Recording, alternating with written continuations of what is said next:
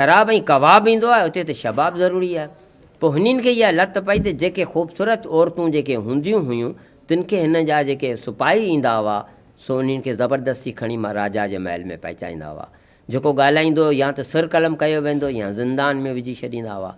अहिड़ी तरीक़े सां हलंदो रहियो। हिते जी क़ौम जेकी हुई, हिते जी जेकी हिंगोली क़ौम हुई सो कंदी हुई माता भवानी जी पूॼा। भवानी माता हिननि जी का ॻाल्हि ॿुधी वरिती। हिकिड़े दफ़ा छा कई जो पंहिंजे दाम खां हिकिड़े अप्सरा जो रूप धारण करे आई, ॿ हथ ॿ ॿाहूं, हिकिड़ी ख़ूबसूरत हूर बणिजी करे अची उते लथी जिते बादशाह बाग़ में टहली रहियो, घुमी रहियो हो। बादशाह जी परे नज़र हुन खां जो पई त बादशाह अहिड़ो हुसन त कोन ॾिठो, हुन जा हवासी ख़ता थी विया। हू चरी न वांगे हुन जे पोयां हलणु लॻो।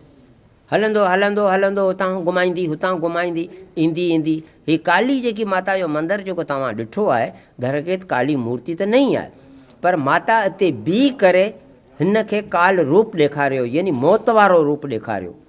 जॾहिं बादशाह मौत वारो रूप ॾिठो त हुन अखियूं बंदि करे छॾियूं।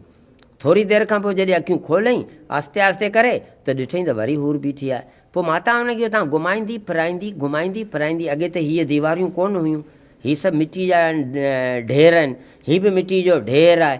हितां ईंदी ईंदी अची हिते हीअं लेटी पई, हीअ लेटल आहे न, हीअ लेटल ॾिसो पिया तव्हां, हीअ लेटी पई हिते पाण खे शक्ति सां पत्थर जी मूर्ति बनाए छॾियईं। बादशाह जीअं आयो, राजा हिंगोल जीअं आयो हुते त हिन ॾिठो हीअ त पत्थर जी मूर्ति आहे। बादशाह वरी अॻियां हलियो वियो, वरी वापसि आयो। वापसि जीअं आयो थी हिन मूर्ति मां माता भवानी शेरांवाली जे रूप में ॿाहिरि प्रगट थी। 8 हथ, ये तलवारूं, अखियूं लाल। हू त सम्झी वियो त मौत त मुंहिंजो हाणे यकीनी हिते आहे। छो वरदानी मूंखे हिते अहिड़ी जॻह मिलियल आहे जंहिं जॻह ते का बि रोशनी न वेंदी हुजे, उते ई तुंहिंजो मौत थींदो। त हीअ पहाड़ जेको हो एतिरो अॻियां हो, चवनि था जेके असांजा ऋषि मुनि आहिनि उन्हनि जी ज़बानी आहे त एतिरो अॻियां हो जो हिते माण्हू ॾीआ ॿारे करे या अखियूं झिंझाए हिते ईंदा हुआ। एतिरो अंधेरो हो, हिते सूरज अंदरि कोन ईंदो हो। पोइ हीअ हिते जीअं आयो त बादशाह ज़हूर पज़ीर थी शेरांवाली जे रूप में, ऐं बादशाह जो ॾिठो मौत त यकीनी आहे त बादशाह माफ़ी वठणु लॻो, चई माता मूंखे माफ़ु कर। हीअ मुख़्तसिर तव्हांखे कहाणी पियो ॿुधाए, हूं त वॾो किताबु आहे। अम्मा चवणु लॻी, उमा देवी चयो हुनखे भवानी माता त तूं राजा आहीं, प्रजा तुंहिंजी औलाद आहे, तूं राजा थी करे प्रजा जी पंहिंजे औलाद जी इज़त कीअं लुटी? न भेनरुनि जो क़दुरु, न माइरुनि जो क़दुरु, न भाभियुनि जो क़दुरु। आख़िर ईअं छो? असां हर तोखे सज़ा माफ़ु करे सघूं था, पर कंहिंजी इज़त जे लुटण जी सज़ा तोखे माफ़ु नथा करे सघूं। तुंहिंजो मौत आहे यकीनी और मृत्यु दंड ॾिनो वेंदो।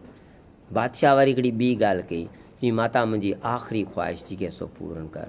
त माता चवणु लॻी ज़िंदगी न घुरिजई, बाक़ी जेको घुरंदे सो पूरो थी वेंदो। बादशाह चवणु लॻो माता तूं वापसि हिन मूर्ति में समाइजी वञ, चेतन थी वञ। ऐं हीअ अलाइको जेको हुजे, जेके असांजा हिंदू ॿाहिरि हिते अचनि था, हीअ अलाइको जेको हुजे हिते अचण खां पोइ माण्हू वरी जनम न वठे। जेको सचे मन सां प्रार्थना करे थो, पूॼा करे थो, बंदगी करे थो। ऐं हीअ अलाइको जेको आहे असांजो सभिनी यात्राउनि खां वॾे में वॾो उत्तम यात्रा थी वञे, माना हज थी वञे। माता वरदान ॾिनो। ऐं ॿियो जेके बि माण्हू अचे थो, चाहे भलो आहे चाहे बुरो आहे, हू पंहिंजी मनोकामनाऊं खणी थो अचे, माता हथ थो ॿधां हुनजी मनोकामना ज़रूरु पूरी कजे। माता चयो तथा अस्तु, ईअं ई थींदो। तलवार सां हुनजो सिर कलम थी वियो। हीअ हुई मुख़्तसिर कहाणी राजा हिंगोल जी। इन्हीअ करे ही असांजो वॾे में वॾी उत्तम यात्रा आहे।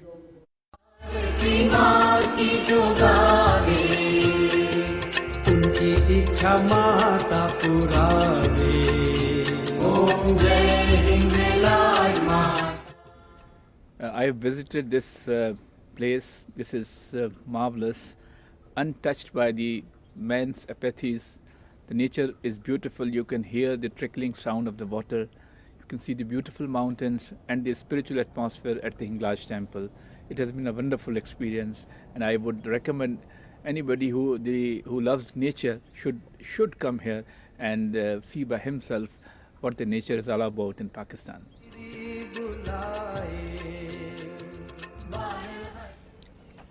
My visit to Hinglaj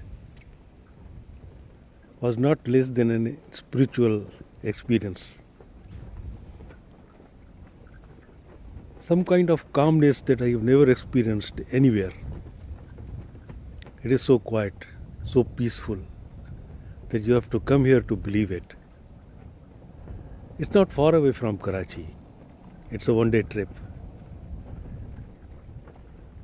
Take out some time and you will feel the difference that you have in the city and in this faraway place, which is a history running into thousands of years, forgotten, and you come back, look at it, and you live in the history.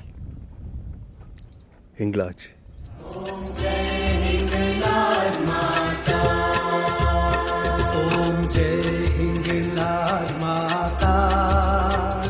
Maiya Jai.